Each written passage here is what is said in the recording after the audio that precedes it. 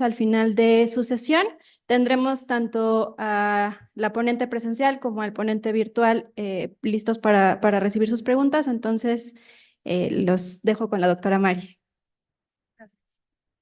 Gracias. Sí, vamos a tener dos presentaciones de mi grupo. Mi grupo es el Laboratorio de Genómica Evolutiva y Poblacional. Y últimamente hemos estudiado mucho patógenos antiguos, entonces estas dos charlas van a ser los esfuerzos que hemos realizado en estas dos direcciones.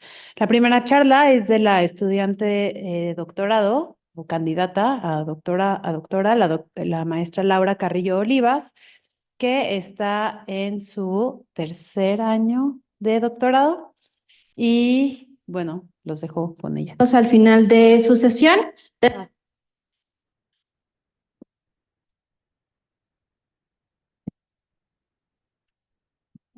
Hello everyone, my name is Laura and I'm going to talk about exploring ancient pathogenomics in colonial Mexico City through paleogenomics. Okay, so as you can see in this cartoon, the selective pressure induced by pathogens in the original populations over time generate genetic diversity in these populations. And this is one of the many reasons that we have to study these diseases through the historical perspective. So this gives us in archaeological evidence valuable information, as you can see in this map from the colonial diseases, but it has its limitations.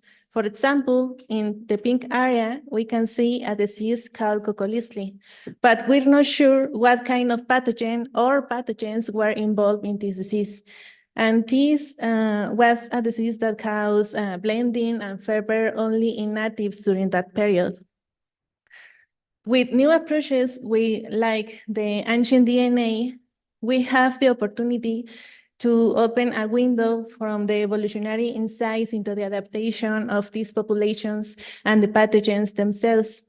And also we have the opportunity to identify with more security which pathogens were involved really in that period. For example, in this other map, we have the pathogens that has been identified with paleogenomic studies. Salmonella, Tanarella forsythia, some strains from Treponema pallidum, and viruses like hepatitis B and the human parvovirus B. So for that, we decided to study two collections from the colonial period in Mexico City. One of them is the Temple of the Inmaculada Concepción La Conchita that was founded in Coyoacán. That was the first capital in New Spain in the colonial period, and it was composed mainly for native people.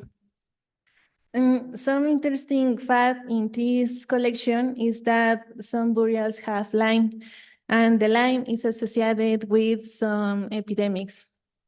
We have 50 samples in this collection and 75 samples from the Hospital Real San José de los Naturales that was founded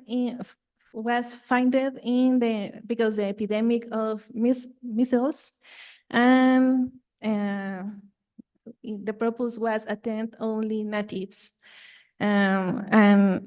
Interesting fact is that it has its own cemetery, and our objective is identify and analyze ancient DNA from human pathogens from these colonial period collections.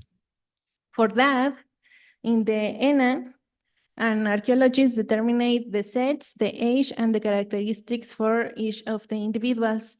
And we did the weight and took photos for the individuals and the samples, as well as the molds and replicas for each of them, to get the approval of the INA to carry out this project. This all is really important because it's really important to preserve the information of the samples. After that, we did the extraction, the libraries, and the sequencing of them to identify the ancient pathogens. For that, the first important step was the separation of the human and the non-human fraction. With this one, we did the taxonomic classification profile and did other extra evaluations to identify the pathogen species, like the presence of virulence factors and other kind of evaluations. Once we got the list of potential pathogens, we evaluate if they were ancient or not with the damage pattern that Fede explained yesterday, and also the coverage in the reference genome of each species. And with all these criteria, we generate a score as a genuine ancient pathogen. And the important part for you is that the score of 5 and 6 are we consider it 5 and 6 like a genuine ancient pathogen. And now we're working with the capture and the enrichment of the most interesting pathogens. So what did we find until now? We have here the samples and here the pathogens. And with the score, we can see that we have one sample with Mycobacterium tuberculosis. Tuberculosis is a disease that doesn't have symptoms in earliest stages, but it has in later stages. And in the later ones, we have in places like the Florentine Codex test with symptoms like the cough. That is one of these symptoms. Other interesting pathogen is Salmonella enterica paratifici that is in 3 samples. And this one is an enteric pathogen that was previously reported, like I said in the map, that like a suspicious for the Coccolizli. But the symptoms that this pathogen can cause also can be for other enteric pathogens like the enteroaggregative Escherichia coli, Enterococcus fecalis, Citrobacter friendly, and other ones. And all these enteric symptoms are described too in the Florentine Codex and other places. Other kind of pathogens that we identified were the periodontals, 3 of them. And one of them, Tanarella forsythia, was also described in the previous studies. Other pathogen interesting is Streptococcus pyogenes in 2 samples. That is a pathogen that causes the rheumatic fever.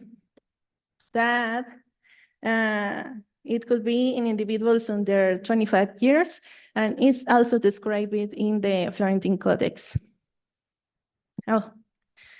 And other pathogen from the same genus is Streptococcus pneumoniae in 1 sample of this collection, and other one from the La Conchita. So although this pathogen doesn't have specific symptoms, they have some that are also described here in the same book. And as the summary, we have what the scoring strategy taking into account of the presence of virulence factors and other authenticity criteria help us to select with confidence potential pathogens from further analysis. 2 of them were respiratory, 3 of them were enteric. We have the first finding of Mycobacterium tuberculosis in colonial America. That is really important. And we have several periodontal pathogens that keep us insights into oral health during this period. For perspectives, we will do the phylogenetic analysis, the absence or presence of important genes, and also the analysis from the human fraction. Finally, I want to thank mainly to Dr. Maria, all our team, all the LIIGH, and all the people here present in this slide. And please go visit the posters from our lab.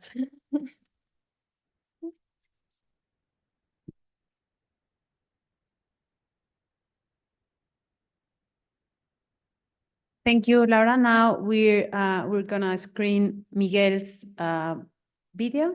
the talk is pre-recorded.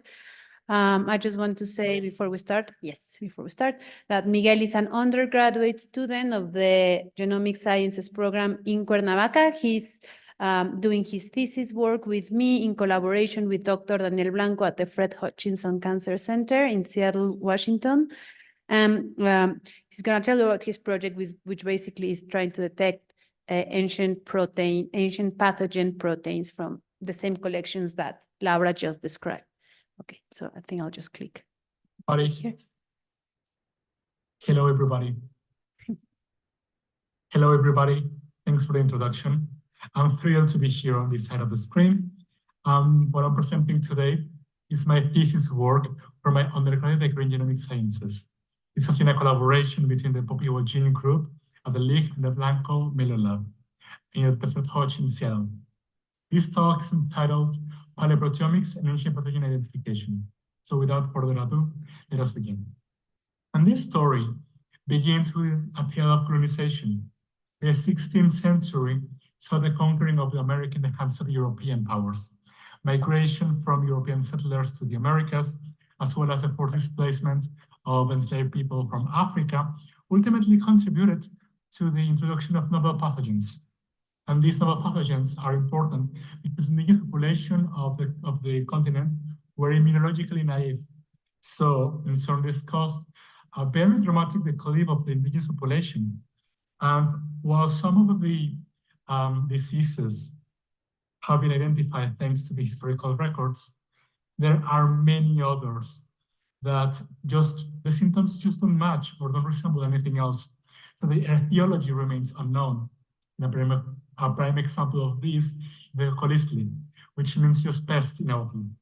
And this is exactly what we are interested in back at the lab. So you've already seen this. In 2021, this study proved that it was possible to retrieve ancient DNA from hepatitis B and parvovirus from samples of two different locations in Mexico City. At the north, the hospital, and at the south, the chapel. However, this study's limitations are related basically to DNA.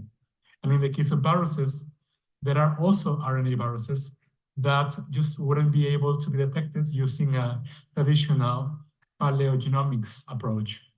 So, paleoproteomics is a growing field because proteins not only remain for longer, but they also can be identified in a plethora of substrates, from paintings to ceramics, and of course, animal and human remains.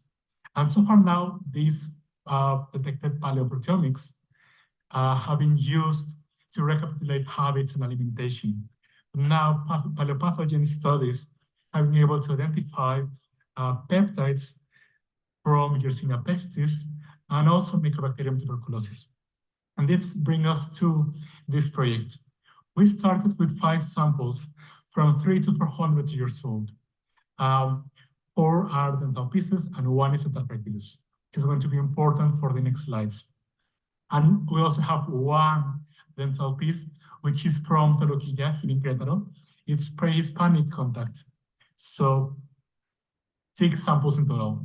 These samples were chosen because they had previously proven positive for pathogenic DNA, the DNA of either hepatitis B virus, parvovirus, Salmonella enterica, or Salmonella forsythium, which are also important pathogens that are of interest for the lab. The workflow is pretty similar to what you would expect of paleogenomics. We have the samples, they are split in half, and the root is drilled.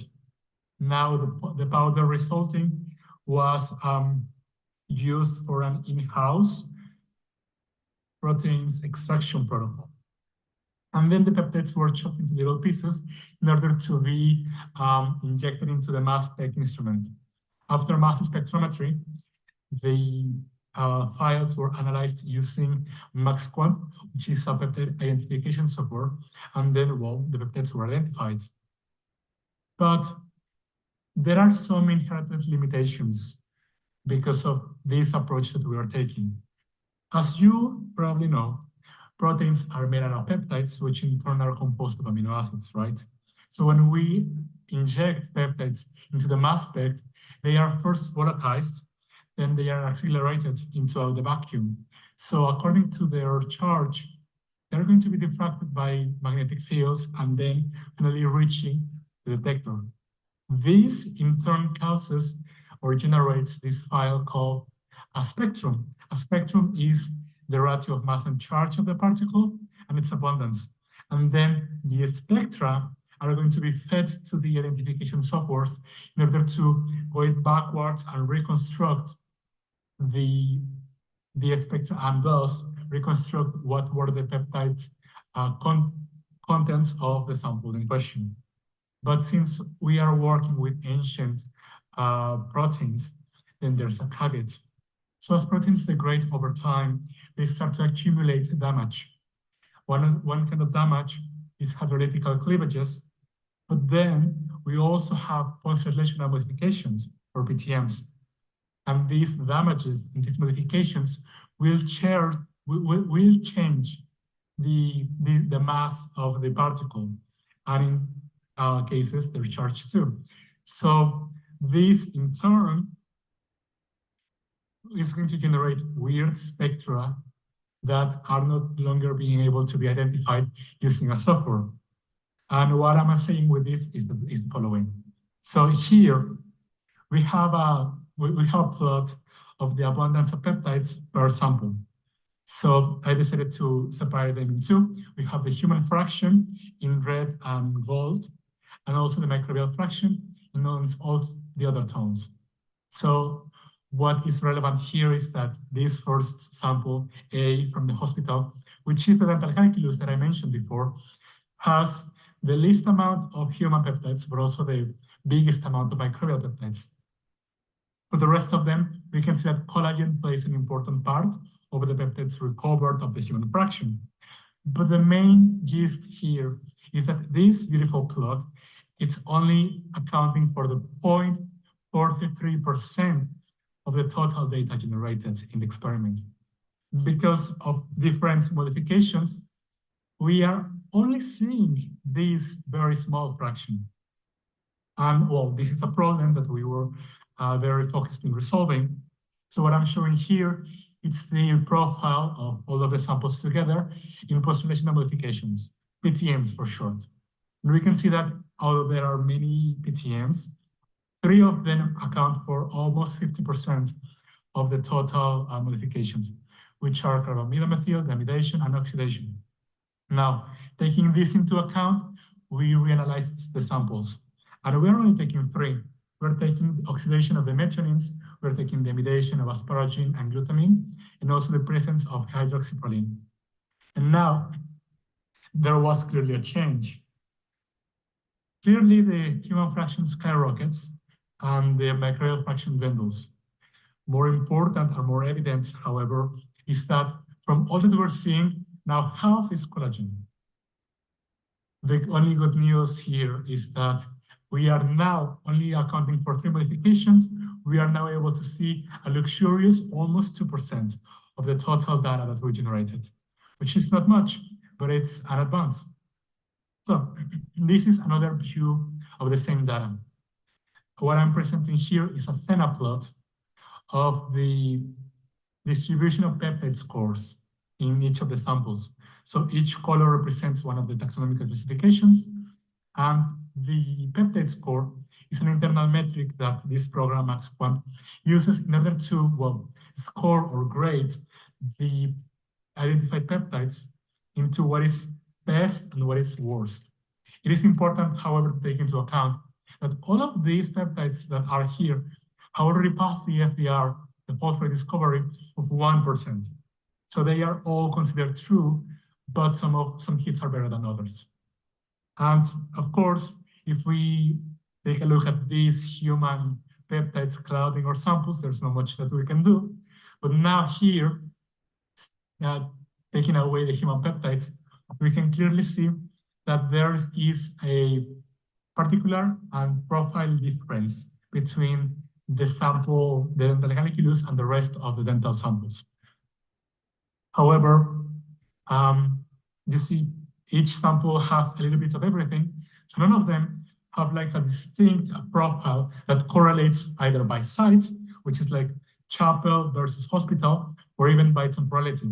In this case, we'll be expecting to see something different from the LIIGH place, which is pre-contact.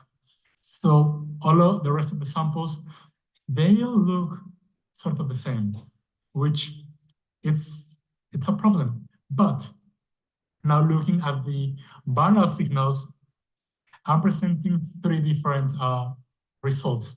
So one way that we had to some sort of corroborate or authenticate the recovered peptides was by bidirectional plasmid hit.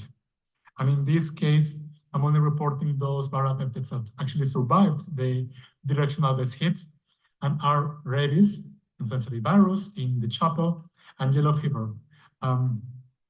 Now, these are only to be taken as signals, but it is also important to mention that all these three viruses are RNA viruses that wouldn't been able to be detected using a paleogenomics approach, because we are only detecting their proteins that lingered in the samples.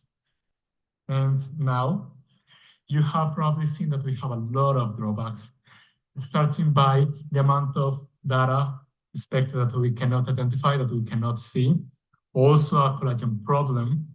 And finally, that we have no really a correspondence between the paleogenomics results that were adjunct to the samples and what we are seeing now with paleoproteomics.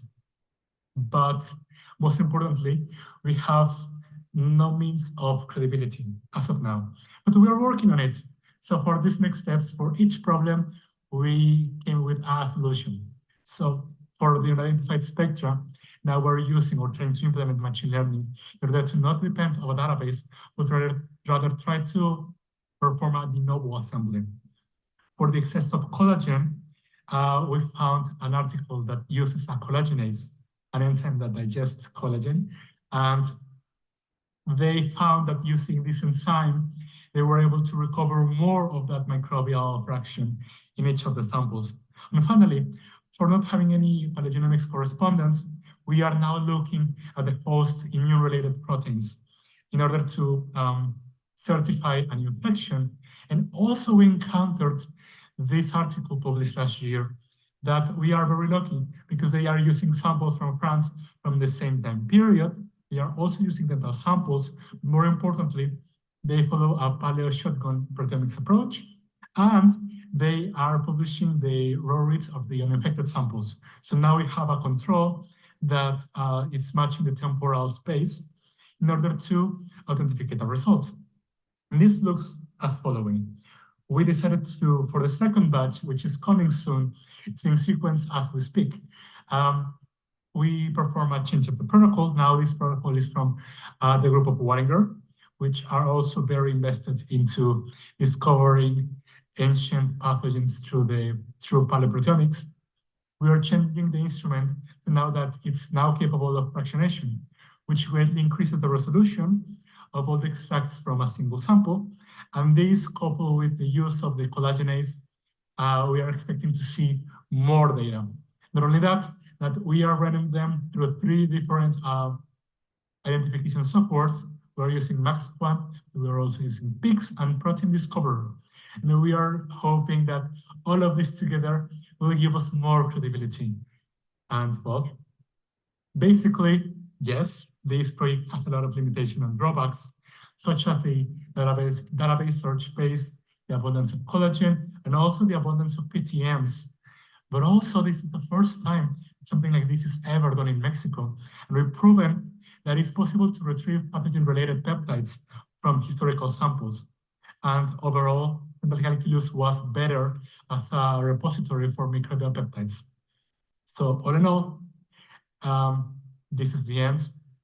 This couldn't have been possible without the continued support from both of the groups that I'm working in, the Poppy Bogin at the LIIGH and the Blanco Mero Lab at the Fred Hodge, my advisors, Maria and Daniel, and also without all the help that I got from Miriam, which is our postdoc here in Mexico. She's taught me everything that I know, how to manipulate the samples, and basically a lot of this work is because of her. Also, special thanks to the group of archaeologists and all of our collaborators, We got our funding from the Richard Lansbury Foundation and the PD2 of the NIH. So thank you very much for your attention. I hope you have questions. You can post them in either English or Spanish, and we'll be seeing soon for the Q&A. Thank you very much.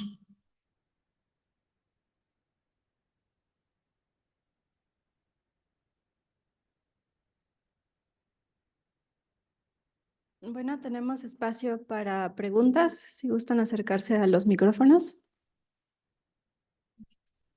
Sí. Hola. Sí. Esta es una pregunta para ambos.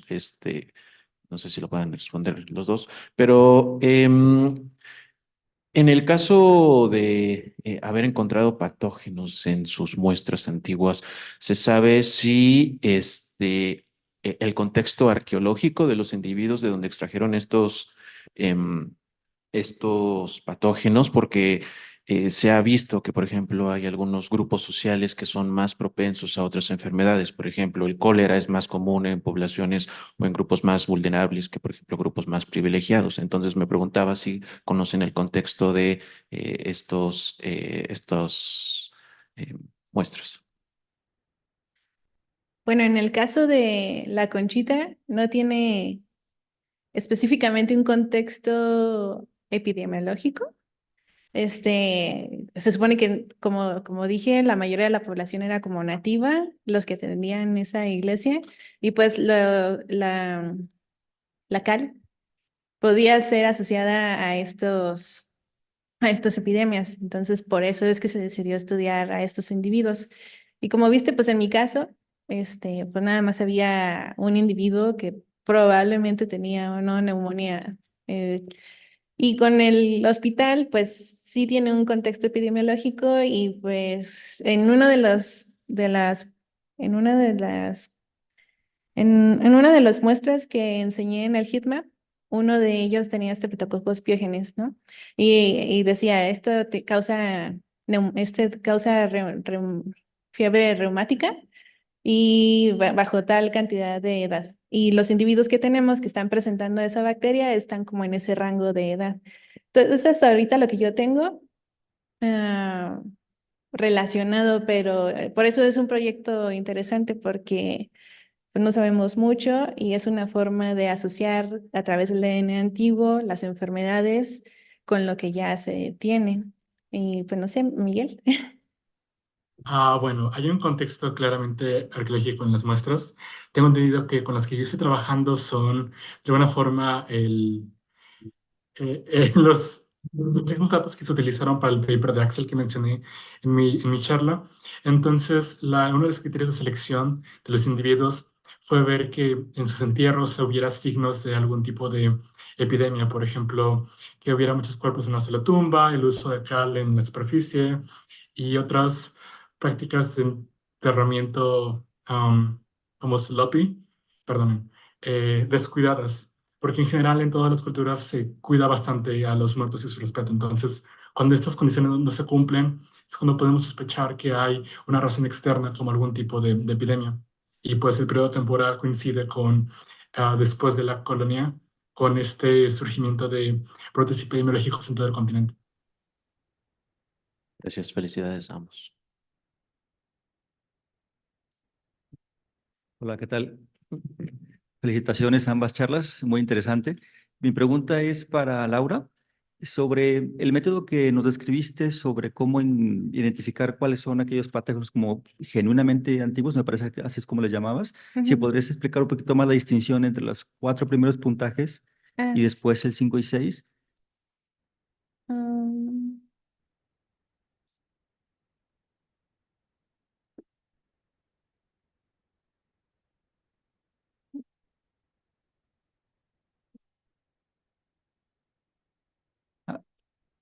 Ahí entendiste. Y de hecho, mi siguiente pregunta ahora que tenías esa gráfica era si todas las que tienes en esa gráfica que mostraste identificándolos, si todos ellos son justo de las categorías 5 y 6. Eso al final no me quedó muy claro. Ajá. Bueno,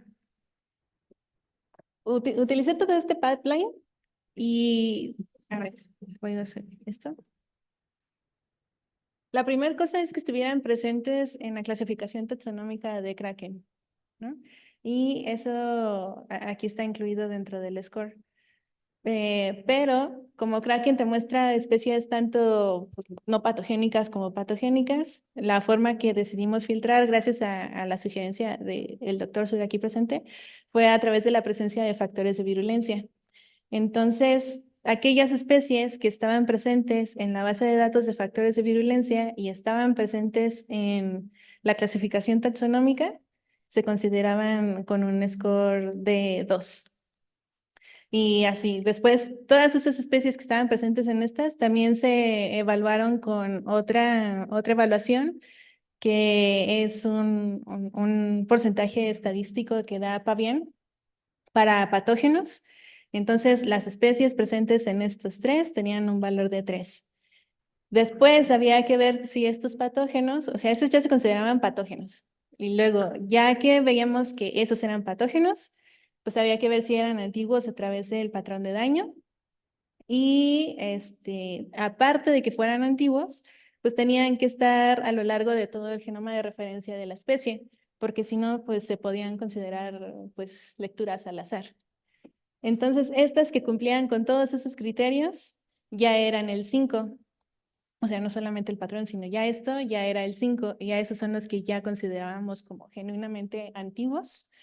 Y el 6, aparte nada más era la profundidad de cobertura, sí, porque quiere decir que aparte de que hay lecturas y que está alrededor de todo el genoma, pues hay un gran porcentaje cubierto. Y ya esos eran los que sí considerábamos antiguos, generando pues esta gráfica. Y de esta gráfica, los genuinamente antiguos, pues nada más son los más rojos, que son de estos colorcitos. Entonces aquí pues se puede ver la sensibilidad, básicamente, ¿no? Aquí, por ejemplo, vemos pues varios que sí, sí tenían específicamente, por ejemplo, Tenarella forsythia. Algunos nada más tenían como rastros, pero no completaron todos los criterios. O hay otros como Salmonella, que a pesar de que puede haber por Kraken nada más muchas, pues con todos los criterios, pues solamente fueron 3 individuos. Va, perfecto, mucho más claro. Gracias. ¿Cómo ponemos a Miguel? ¿Sí, tiempo todavía? ¿Tenemos alguna otra pregunta? Bueno, muchísimas gracias. Acá Mariana.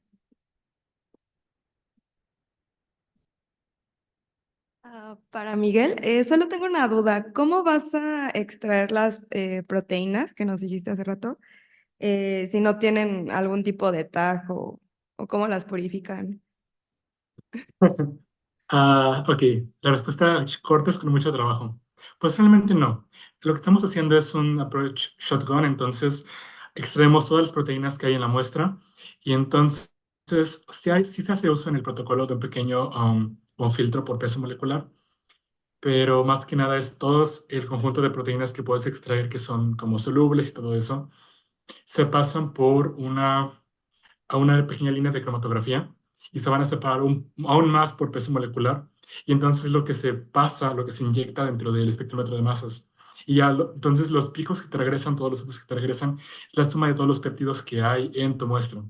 Y ahora lo que hacen los programas es que tú le das una base de datos y entonces con base en esa base de datos va a hacer las búsquedas, va a intentar alinear como los picos que hay junto con tus muestras que tú le diste y te va a dar como una métrica de qué tan bueno es el match. Entonces, una de las fallas de todo esto es que, bueno, limitaciones, es que es muy dependiente de que solamente te muestre lo que estás buscando. Entonces, si no estás buscando, por ejemplo, en esta primera ronda no incluimos hongos o protistas, que claramente también están en las muestras, pero es porque no nos interesan. Ok, gracias. Muchas gracias al grupo. Les damos un aplauso.